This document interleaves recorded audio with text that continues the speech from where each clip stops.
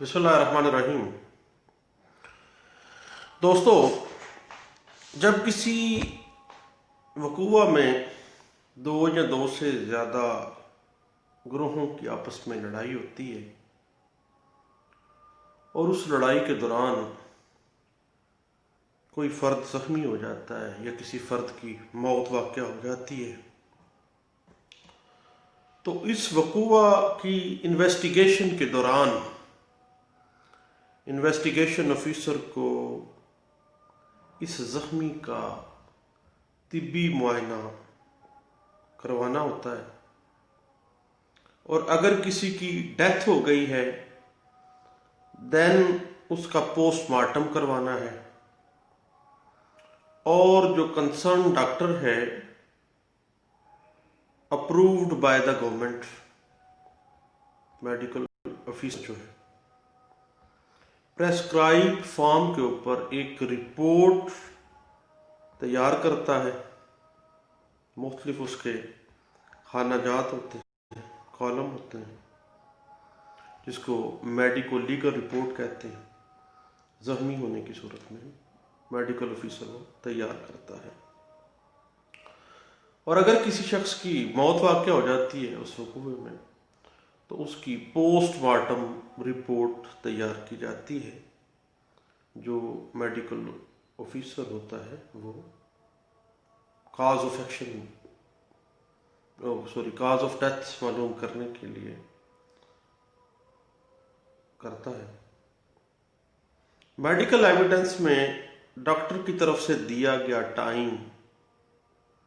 Nature and number of injuries, time between injury and death,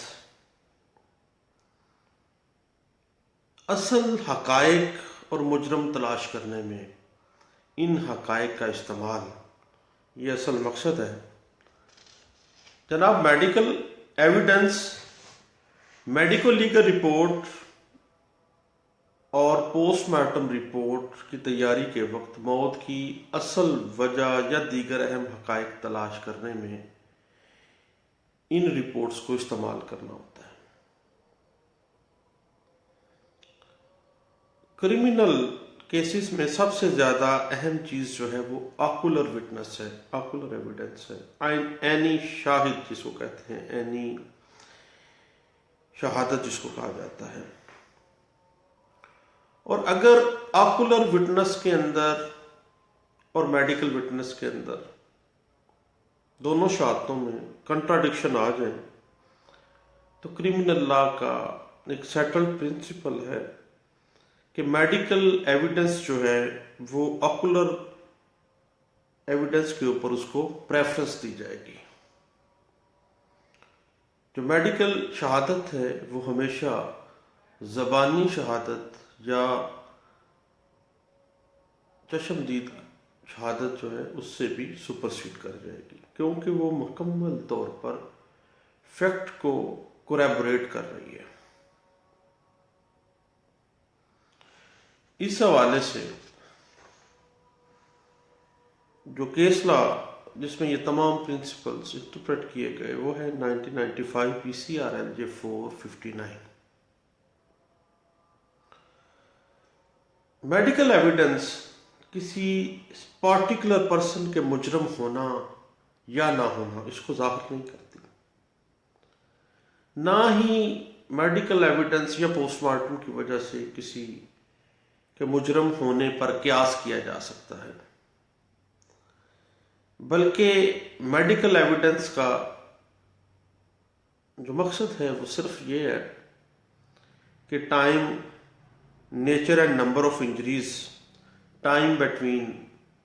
injuries and deaths جو ہے، جو کہ complainant of the case نے واضح کیا ہے، اس کی تصدیق ہو جائے، واضح ہو جائے کہ جو بیان دیا ہے کمپلیننٹ نے کیا وہ میڈیکل ایویڈنس کے اکارڈنگ ٹو فٹ آ رہا ہے، کوریبوریٹ کر رہا ہے، یا اس کی کنٹراڈکشن میں جا رہا ہے۔ جو اس نے بیان کیا ہے ویسے نہیں ہے، میڈیکل ایویڈنس اس کے بالکل اگینسٹ ہے۔ इस हवाले से जो केस लॉ जिसमें ये बातें कुछ इंटरप्रेट की गई थी वो 1993 PLD सुप्रीम कोर्ट पेज 132 है, जिसमें ये वाज़े किया गया और मौजूदा जो 2016 और 17 में इसी पे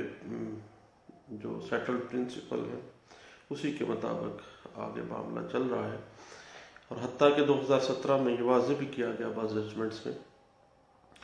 कि जो मेडिकल ऑफिसर हैं वो कतई सूरत कानून को नहीं लिख सकते कि कौन सी दफ़ा लग सकती है, कौन सी सेक्शन के तहत ये होना चाहिए, ये जो